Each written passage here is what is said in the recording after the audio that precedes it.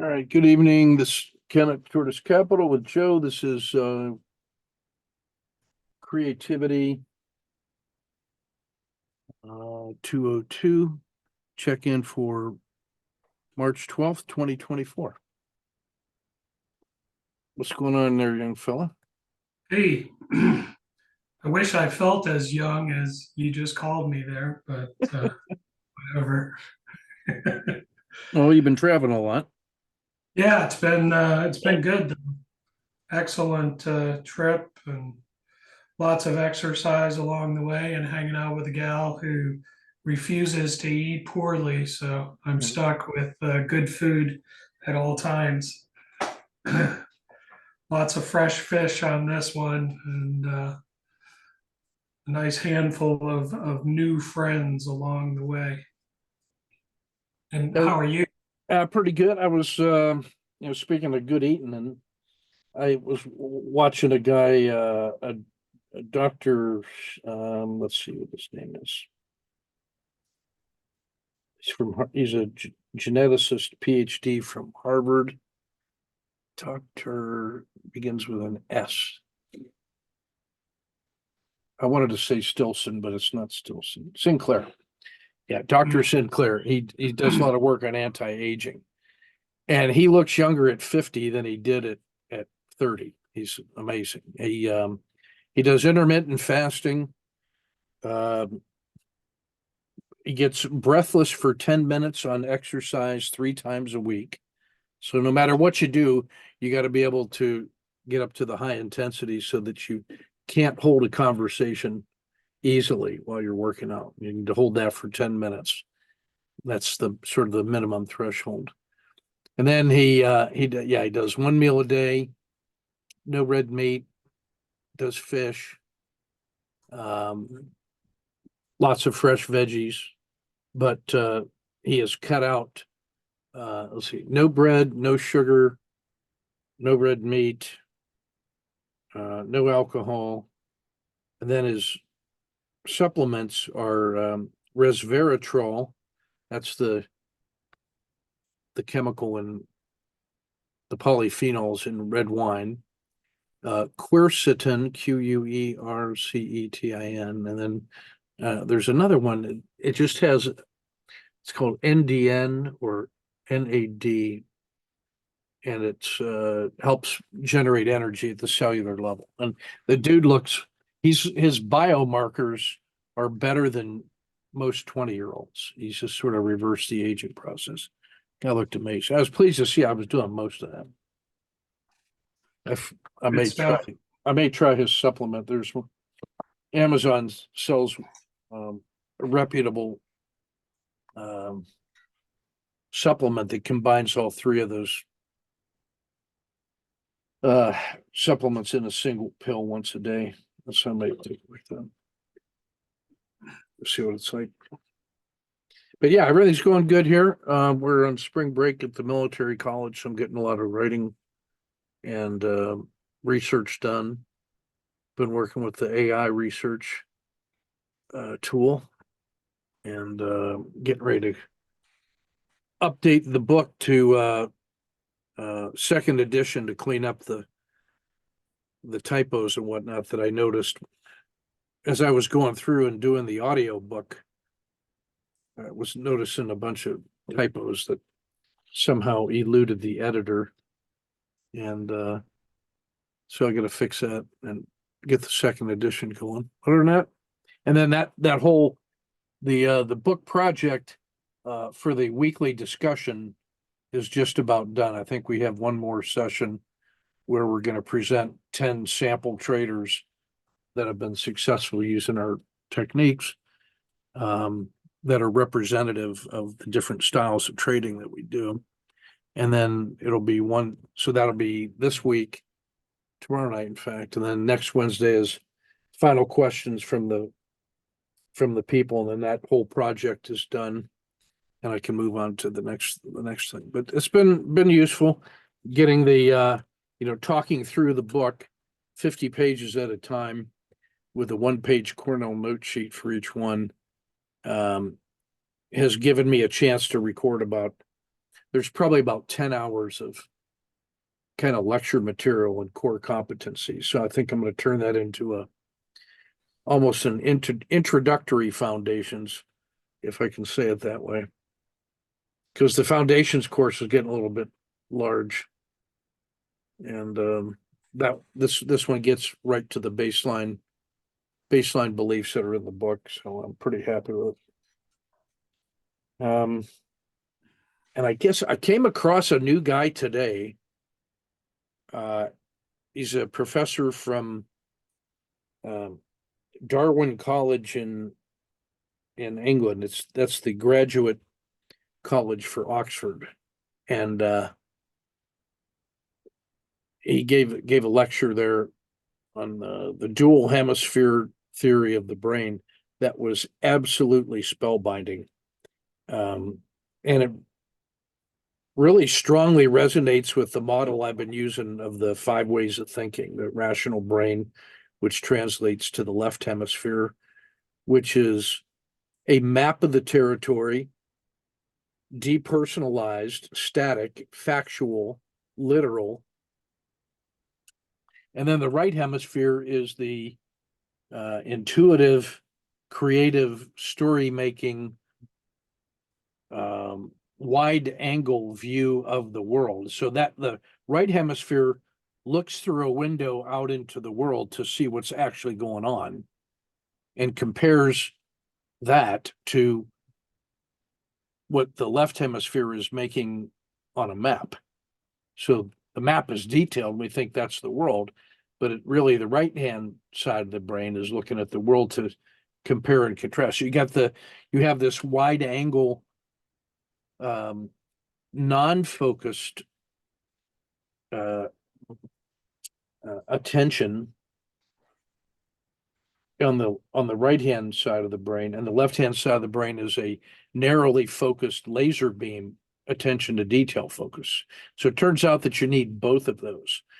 As a predator, you need the focus of the left hand brain in order to catch things to eat, and you need the wide angle, almost unfocused attention to make sure nothing catches you and eats you while you're eating. So the left hemisphere controls the right side of the brain, which is why most people are right-handed and strong for grabbing. And the left hand is controlled by the right side of the hemisphere, which is more fine motor control and sensitive.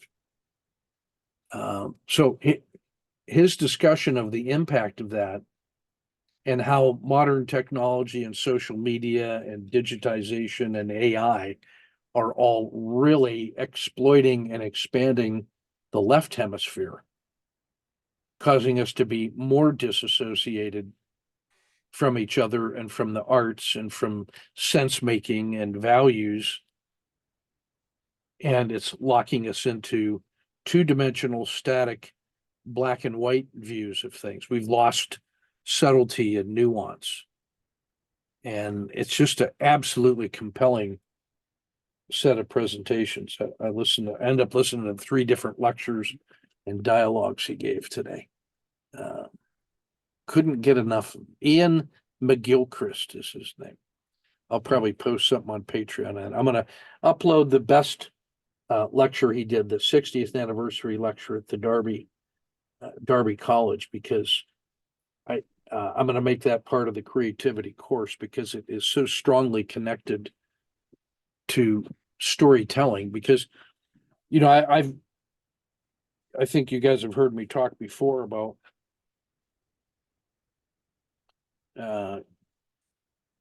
scientific method and story thinking, that the story thinking preceded scientific method. That's really strongly connected to the right brain, making sense out of all the little pieces and parts that are created by and noticed by the left hemisphere.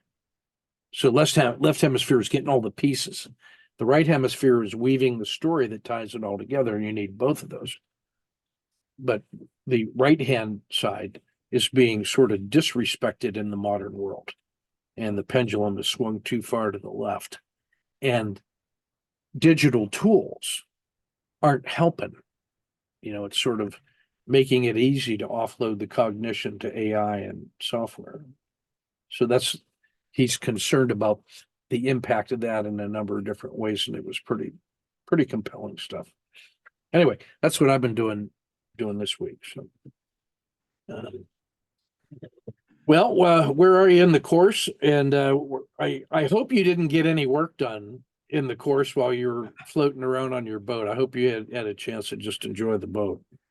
I actually did get a few things done. I had a few assignments for myself, and I don't consider this course to be work anymore. I consider it to be necessity material.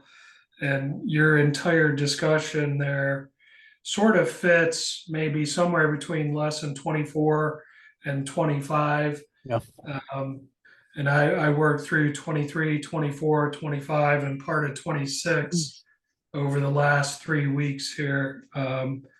And 25 really resonated with me because it sort of reframed some judgments that I've had of other people that I'm trying to get away from judgment entirely. But for instance, people that just need drama in their life, they're wired to fix things. So if there's nothing to fix, they're going to create something to fix sometimes. And just looking at Lincoln and other leaders plugging in generals that fit the situation better, perhaps. Unfortunately, at the cost of losing a lot of lives sometimes. But it makes total sense to me, and just trying to ask myself which part of you is dominating right now. Is it the creative side? Is it the logical side? And just like there are systems that work better perhaps in one market type than another, there's systems that are going to work better depending on my state of mind. And I always say I have to be logical to be trading and present. Yeah. But there are some other systems that I can put into play, and the key to that is nothing short term when I'm on the creative side, because I need to let things develop a little bit and sort of test theories there and so forth. So it was kind of an aha moment for me, and I was able to start blending some of my systems that I use to run my other people's money, I'll say, in a conservative, modern portfolio theory way with technical analysis to make that modern portfolio theory something less than complete garbage, actually, in my mind. And I'll present that at some point. I've got a half dozen slides put together, and I might put something out there. But for me, I'm a big reader like you are, and I do like my newsletters.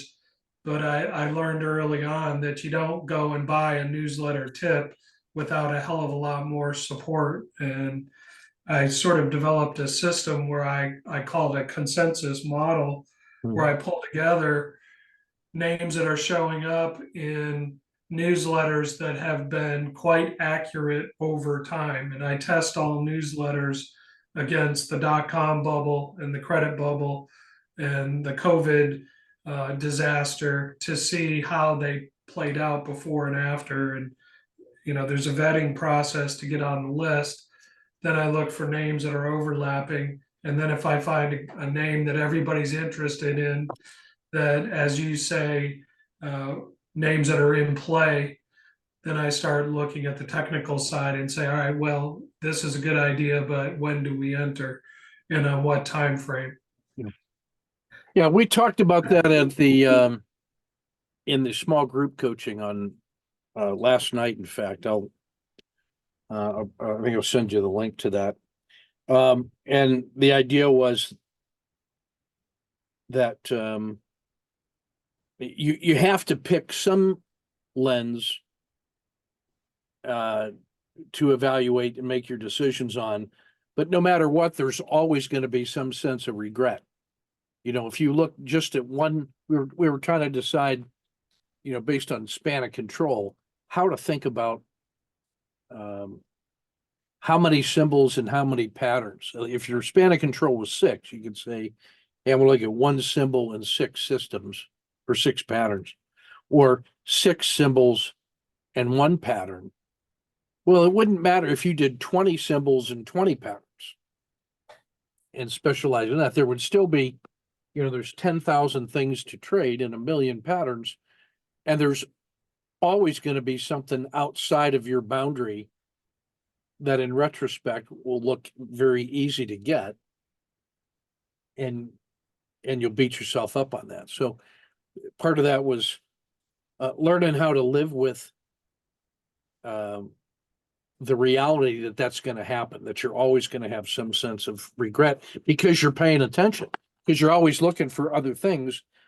If you're going to be adaptive, you can't stop looking at the market just because you made some choices. You got to stay connected to how the market's changing to see if your rules need to change. So you're always going to be aware of things that are working that you're not in. So for me, the fundamental analysis is stupid to try to do. You can't get good information. You can't beat guys with supercomputers. But as a proxy for that, I care about guys that care about fundamental analysis. And those guys typically offload their search function to newsletters. That's a good expenditure of money for your time. You're trading his time for your money. So that's why, to me, Travis Johnson's stock gumshoe is a great analytical tool and a great process, because he reads all the newsletters and then does his own fundamental analysis and reverse engineering and all the claims of all the, you know, every stock tip newsletter says, hey, I've got this magic secret company that has the following features. Sign up with me, and then I'll send you the name of the company. So he goes through and does the reverse engineering and all that stuff. And it's an example of how two different guys that are both doing fundamental analysis can come to different conclusions about a company using the same data and different assumptions. And so it's a good discipline to follow the way he evaluates. It's a good learning point to see how different his judgment is from the guy that's writing the newsletter. And it's also a nice way to just quickly find, you know, names of stocks that are in play. And so when you find things that are in play, you know, I dump them onto a list, clump them by type. Like I've got a little AI portfolio that I use all the same indicators that I do for my swing trade portfolio. But I'm not trading them, but I do look at them through exactly the same lens as I evaluate which ones are coming into play. And it's from that kind of pool where it makes enough sense to write about it from a newsletter perspective. Plus it meets all the timing and technical analysis, and it would be unique inside my swing portfolio, and it's liquid enough and all that. Looks like it could be there for a while. That's sort of my process for finding new things at some rate. And then by the same token, if I notice something in my hybrid portfolio that hasn't been traded for a while, maybe it's just no longer interesting and I'm starting to overlook it and not paying attention, or whatever, its run is done, then I can drop that and add one. So I try not to grow the list. I just try to update the list. So yeah, stock gumshoe, I think, is interesting in that way. So the discussion of how to go about that in span of control was pretty worthwhile. I'm going to add it to the foundations course, I think. And I'll send you the link so you can listen to it. It was more just spontaneous Q&A as opposed to prepared remarks. So it turned out to be good and fresh, I would say. Sounds good. And that's consistent with my approach as well. I do maintain a spreadsheet called allocations, risks, and themes. And I update it every 3 months or just do a copy and then delete what no longer applies or what might be emerging and what the source of the information was.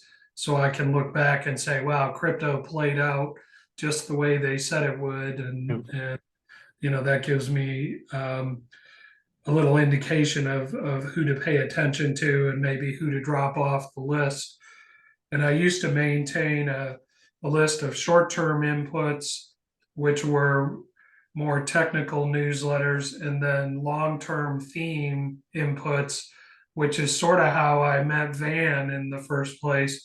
He was on the big picture long-term theme list, and Yeah. just as a result of reading his books, and other guys like Julian Robertson were on that list, and macro thinkers that I knew I couldn't trade off of, but I could keep an eye on what's going on in the world using those guys. So, and I also used to maintain a list. I try to keep that to 12 inputs, and it had, the requirement was it had to be people that published what they were thinking on a regular basis. And then I would track whether they were bearish, bullish, or neutral.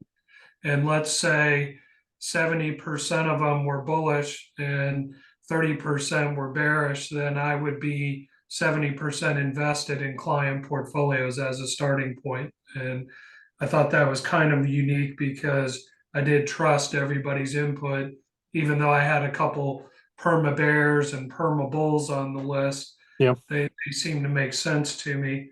And I tried to make sure there was Democrats and Republicans, and just making sure I wasn't getting biased, leaning left or right on anything. So all Yeah, that I comes look at together. I look at like steel makers, chip makers, AI companies, and then I've been studying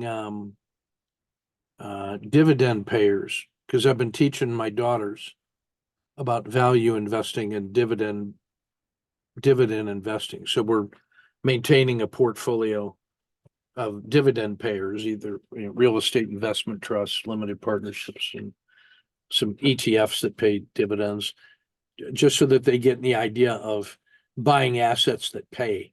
And they're in their 20s, and when they're 70, I want them to have one giant portfolio that they've built. Yeah. So that I'm always on the lookout for things that make money, sort of the Buffett style companies. Make a lot of sense to me. All right, I'm going to talk a little bit about my Costa Rica trip here, Okay. and um, ultimately it was an excellent trip. The first week was my girlfriend's daughter's wedding week, and I was a designated driver, which fortunately I had 24 hours to observe how people drove in this town of Quepos and Manuel Antonio. So when I picked up the car, I did something I've never done before. I said, give me the full boat of insurance. I want to worry about Yeah. nothing at all. Yeah. And I paid $400 for that, and it was well worth the money because I had two fender benders, and I managed to knock the protector plate off almost off from underneath the engine. Wow. And I think because I had the insurance, I might have been a little more aggressive than I normally would be. But I tell you what, that the law in Costa Rica is, other than around the airport in San Jose, is just something you read about for fun on weekends, because it does not exist on the roads. And I was finding all kinds of analogies and metaphors for risk taking in markets, just driving around and trying to stay alive, and loading 8 people in a car designed for four, and all kinds of things like that. Um, But the second week of our trip, we left Quepos and went to a place called Mal Pais, which means bad country. And what that refers to is just a rough part of the country. And our goal was to go surfing. And the first thing we noticed when we got there was that we were seeing ambulances all over the place, and we didn't know what was going on with that.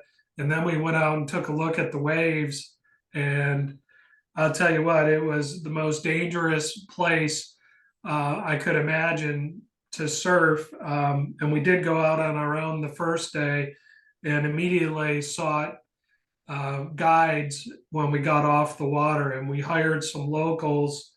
And I met some amazing people because they took us to a place. We said we wanted safety and we wanted to be away from all the crowds. And we went to this fishing village and literally had to paddle about 30 minutes to get to the surf spot, which was probably the what I would consider the nicest waves I've ever surfed. And the locals call it the most beautiful waves in Costa Rica. And we had it to ourselves, other than our guides, for the first day or two. And one guy in particular, his name was Mal, and he was born and raised on this little peninsula right there where we surf. And one of the first things I noticed about him was he had a Jerry Lopez surfboard, which is kind of a collector's item. And I started talking to him about that. And there's an excellent documentary, which I sent you a link to it. You can watch it for free, but you give a lot of videos for us to watch. And at some point, I think you would enjoy it and resonate with it. Metaphor, you'll see where I get metaphors every day when I surf. And that's about a 90-minute one. And, what he says to me is passion and authenticity. And, he wasn't the world's best surfer, but he was the world's most famous surfer for a little while. And he says a lot of things that really resonate with me. And this guy, Maul, he took us to his house, and he had two pictures on his wall that I had on my wall when I was 12 years old that always resonated with me. And one of them was a picture of St. Mary Lake in Glacier National Park, of all places. Mm. And I had that picture, and I never knew where it was until about 12 years ago. But I said, I'm going to go there someday. I'm going to find out where this is. And Kurt and I have hiked and camped that lake area about 3 times. It's a beautiful shot. I didn't include that, but the other picture was a picture of this sailboat in Antarctica taken from an airplane. And that was absolutely amazing to me that he had this from National Geographic in 1973 or whatever it was on his wall, because I had that same exact picture. And it turns out there's a documentary about Bob and Nancy Griffiths, were the couple whose boat that was. And that was actually the second boat that they had, that they built out of chicken wire and concrete, because their first one, they wrecked it on an atoll and had to spend, I think, 6 months stranded on an island before they were rescued with their son. So I think you'll instantly resonate with that. And the link I sent you is the 2-minute trailer. So you can take a look at that and then decide if you want to spend $4 on it. Yeah, it has a feeling of like Thor Heyerdahl in Kon-Tiki vibe to it. The Oh yeah. rugged I mean, adventures. Yeah. and she's a philosopher. I mean, one of her statements was, the sea teaches you must sail the wind you have, not the one you wish you had, or the one you thought you would have, or the one you want to have. Accept reality. You have to live with what comes. And that kind of stuff just spews out of this lady's mouth, and Very just, stoic. yeah, just a great documentary. And also people that sail for the love of sailing, not to have the nicest boat in the marina or to do this and that. They honestly just wanted to sail, and they wanted to figure out how to make a living off of doing it. And that's why she had camera equipment on. And that's the mark of a good documentary from any time before the year 2000, is someone who managed to capture a bunch of footage. And Yep. both of those are excellent in that respect. So I highly encourage you to watch them, and I would like your feedback when you get a Okay. chance. And then I have another work in progress besides me trying to blend my money management with all I've learned from you. And that was my question on running from self, and what are you running from? And I have to admit that I have not read the Carl Jung or the Socratic response to my dreams that you sent me Yeah. maybe a month ago or longer, because I wanted to make some personal headway on that a little bit before I got to those. And when I boil it down, the two things I'm running from, one was myself, because I had a stretch of my life where I didn't trust anybody. And I had a saying, you can't trust anyone except yourself. And then I added later, and you can't even trust yourself, Joe. And I kind of believe that, and Van helped me understand how ridiculous sometimes we are as adults, hanging on to beliefs we formed when we were young. But the part of not trusting myself was that I've seen a lot of mental illness in my life. It was in my family, and I had a business partner who was actually murdered by a guy with Alzheimer's who thought he was ripping him off. And this happened to be somebody who I learned to look at as a person who somehow found a way to relax in spite of everything that had gone on in his life. And he flew medevac in Vietnam, and ended up getting killed by a pea shooter. And it was just an awful situation. And I had never really dealt with that, even though it was extremely traumatic. I thought I had, but I just never did. And there's a lot more details to that I won't drag you through. But and some of the stuff that happened to me, the process of acknowledging, understanding, forgiving, and having compassion for people was learning that most people that conduct some sort of hurtful behavior towards others have been hurt themselves, and they're just passing it forward. And I had made a strong commitment to myself that if I ever was going to pay it forward, that I would just take my own life. And I was serious enough about that, where I was determined to do that if I ever had those urges or feelings. And I got over that long ago, where I didn't have to worry about it. But I think that personal threat was lingering with me, and I just absolutely needed to let it go. And then finally was seeing a lot of people that, were obviously logical and creative and, cogent individuals that would just melt down along the way and have a massive screw up. And I never wanted to let my guard down. And, I think things like this creativity course really help fill in the gap, and things like, trying to learn Spanish and pushing the edge. And my cardiologist, his word for that is neuroplasticity of Yep. the brain. And we had a nice discussion about that just today. And, it turns out I have mercury blood poisoning in my system that we just discovered, and a few other things. And sometimes people, they go over the edge and they don't even know why. And it could be something as simple as a lead filling in their mouth that's leaking. So um, in judging myself, maybe that's the wrong word. I can give myself a decent score on effort, maybe not the best score on consistency, but I do have an A for effort going there.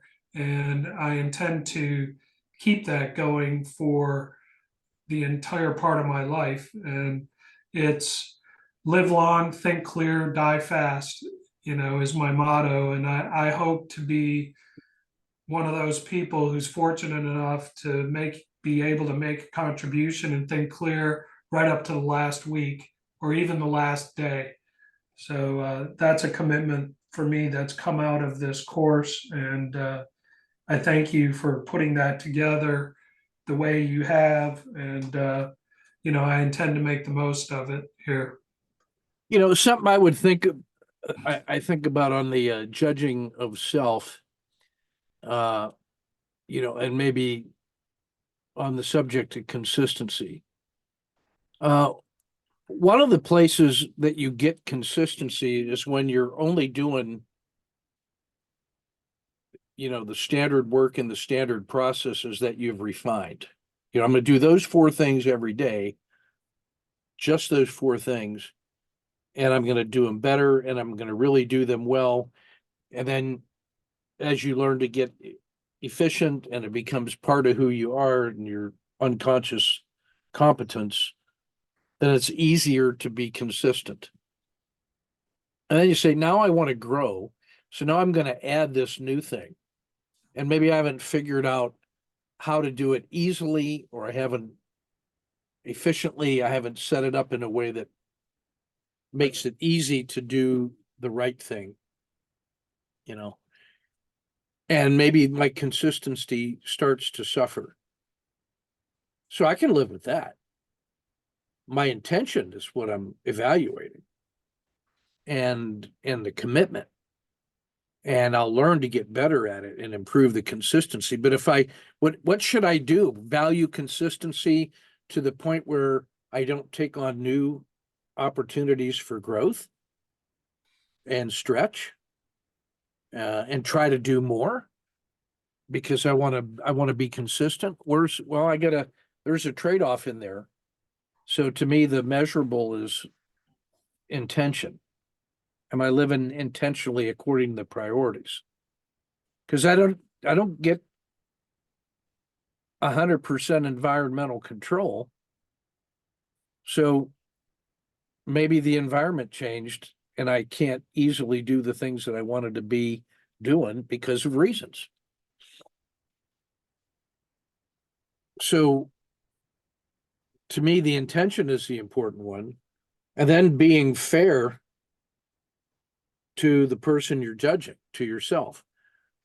Like if you looked at the context, and that's actually one of the things that Professor McGilchrist was talking about, was that left hemisphere that's only concerned about checking blocks and objective standards and decontextualizing the circumstances.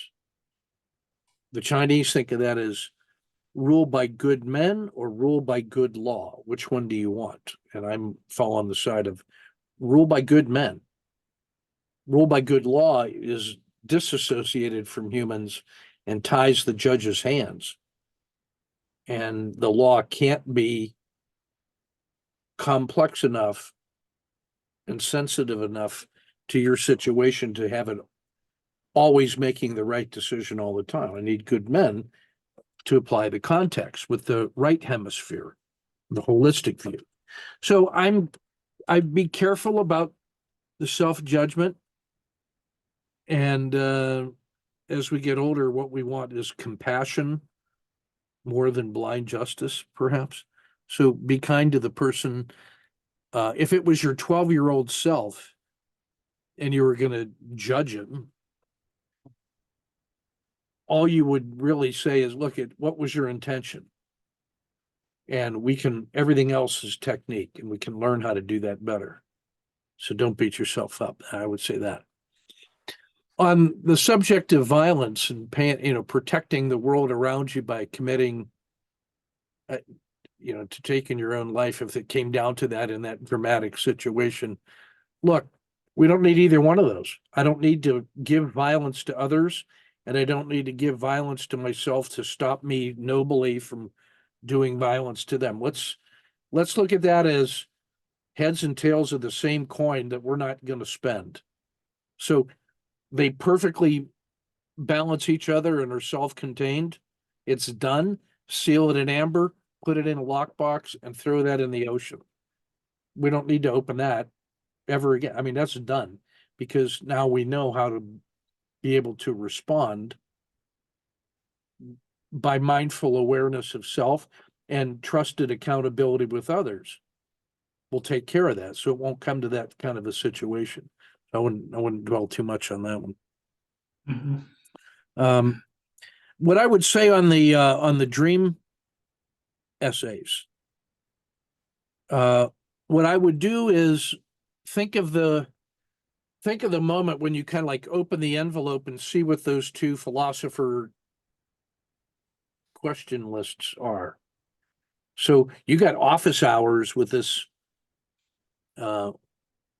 icon of philosophy. So don't waste their time,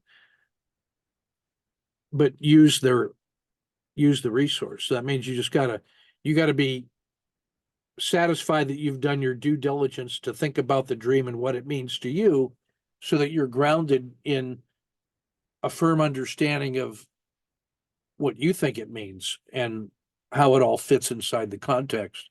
Then you've done the work to be prepared to go to office hours with those two philosophers. Then you can open the envelope, read the list of questions. And what each one of those is going to do is ask you to think about your situation from these sets of questions. And what'll be interesting is to see which of those questions have you already internalized and thought about before you saw the essay. And then which ones surprised you, which ones were useful, which one is not clear or how to think about it or whatever. And then that will sort of give you a Venn diagram when you're done of how, to what extent is their thought already incorporated in your internal worldview. You know, if every single question on their list is something that you had thought deeply about already, well, the good news is you've internalized the points of view of Socrates and Carl Jung, which means now you can get another philosopher to add to the Right. list and keep adding that to the council of advisors. So that's what I would do is read those when you're ready, when you're satisfied you've done the due diligence to think about those two dreams, and work it that way. Yeah. I actually I have a dream that I got to process from the other day. I mean, it was fucking strange. It was the guy that took his own life, that was the actor played the Joker in the Batman movie. I can't Oh remember his yeah. name. Hmm. In my dream, somehow I was on his staff. And it was, I knew he was a bad guy, but for some reason I found myself in a position on his planning team, and I was trying, and somehow I had felt some sense of loyalty to him for whatever reason. And he was so chaotic that I couldn't, I was doing the things that I always do, just trying to be a good, and he got personal. I was in fear for my life all of a sudden. I said, no, wait, I'm doing my best, or this is what I do. And it was being chaotic with me. And it made me just start thinking about, as I start working with my brother and my son and the other guys I'm trying to help them, become assistant instructors and teachers and all that other stuff. And am I giving them what they need, or am I being a force of evil chaos to them as we try to put together these various projects? It was just, it was an odd dream because it was the night of uh, uh, daylight savings time. And so I ended up getting up an hour earlier than normal. So I didn't have time to fully process all the dream. And I woke up and I was just in a really weird place all day. It's like, man, I'm gonna try to think about this with my rational brain. Well, that's not any good. Strange business. All right, what else you got there, bud? I was just going to say one thing that I worked back through as part of lesson 25 Yeah. was the values tug of war that was in foundations. I think part one of those sections, Yeah. and that fits in well with what you're talking about, and there was a point in my life when I absolutely thrived on chaos. I loved chaos. Order made me uncomfortable, and I felt like I fit in better with chaos. Well, And that's the turbulence at the crest of the wave. You yeah, know, and I it's mean, absolutely. And, just seeing the way different people handle chaos is such a lesson. And even looking at certain stocks that are chaotic in their price action every single day, there's chaos in there. And if we can observe it and enjoy it, and then use the other values like objectivity, fairness, awareness, service, power, self-control, it becomes organized chaos in a way that maybe we can profit from. well, I mean, it's important that, chaos is not randomness. Chaos is just unpredictable, deep order that is volatile. And if you look at that diagram behind me, the Western ways of knowledge meeting the indigenous ways of knowledge, in many ways, that's Western science and, you know, indigenous knowing. That's really scientific method meeting story thinking. And I'm exploring this boundary here in the middle, where worlds collide, where the outside rings of each one of those is overlapping, and it's what the hell is going on inside there. That is the very definition of cross currents and waves and riptides and the wave breaking inside there. What is happening inside that very rich, dynamic, chaotic environment? That's kind of where my research, my insight this week on that was, I come from the Western ways of knowledge and engineering and science and all that into that space. And I have great respect for that. And I have great respect for the indigenous ways of knowledge. And I've learned to get over apologizing for the path, and my point of origin and the path that I took to get to wherever I am. Like, it's shouldn't you feel guilty for being a white capitalist American citizen, soldier, male, and all that? No, because I know who the guy was at every step along the way, and that's simply part of the story of where I am right now. And so when I can enter that space calmly, honorably, without any baggage, and try to do the same thing for other people that go into that space without judging the path that they took, but really just well, here we are in this moment, regardless of the path that got you there. I'm dealing with the person that came into that story space, into that circle. So that really, now as I was listening to McGilchrist today, this image which I drew last week suddenly came into my head again. I was like, oh, that's what that is. That's the two hemispheres of the brain, and the corpus callosum, which is the crossover cables. That is the way in which information is shared, but it actually is an inhibitor. It prevents too much overflow. So it actually modulates the rate at which we can integrate. The evolutionary tendency is that thing is getting smaller, not larger.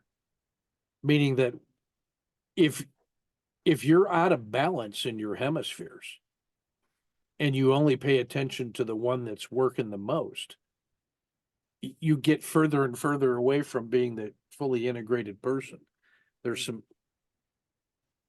that may be the biggest danger of the digital age and social media and these goddamn phones, is that it really reinforces the left hemisphere and facts and lack of context.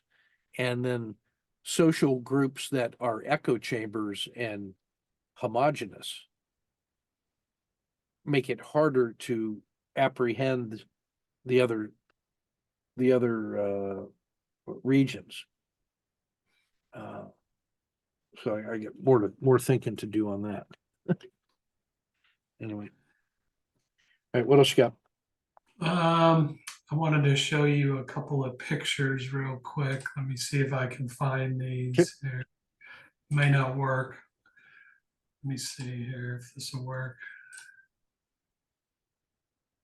I have too many things open. Oh, here we go.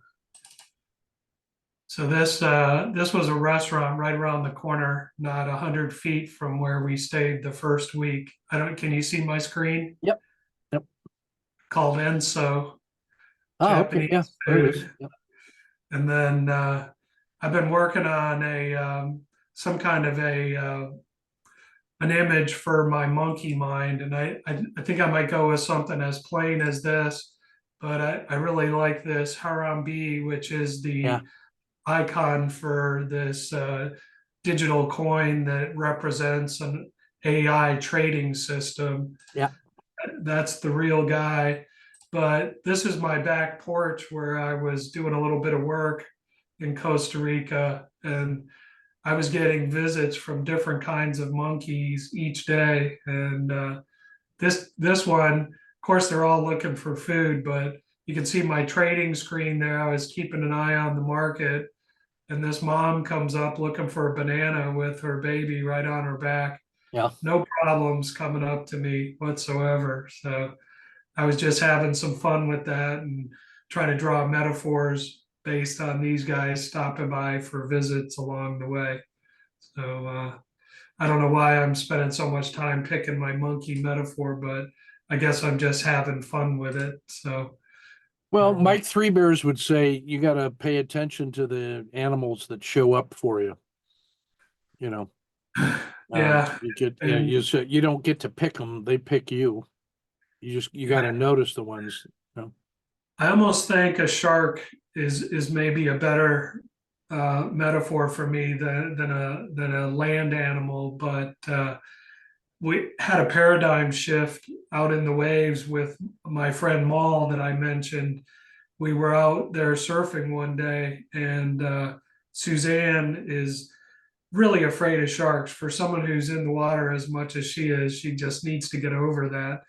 But he spotted a fishing line floating on top of the water, and I watched him playing with it.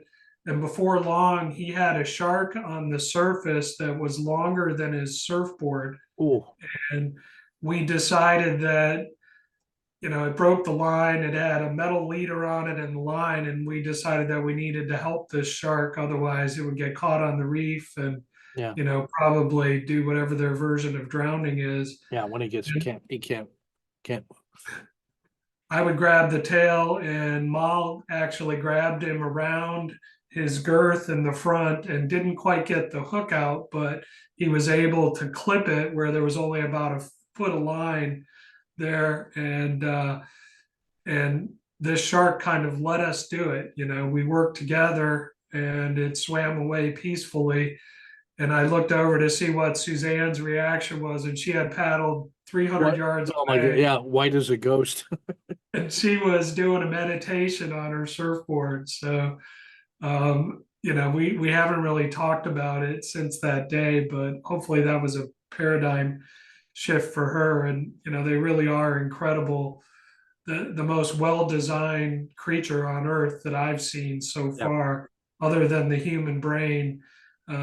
As far as instinctive creatures, they really are incredible, and they can be our friends. And every day I go in the water, I always give gratitude for them sharing their space and keeping me off the menu at the same time. So Yeah, uh, 10 million years of evolution, pretty much optimized.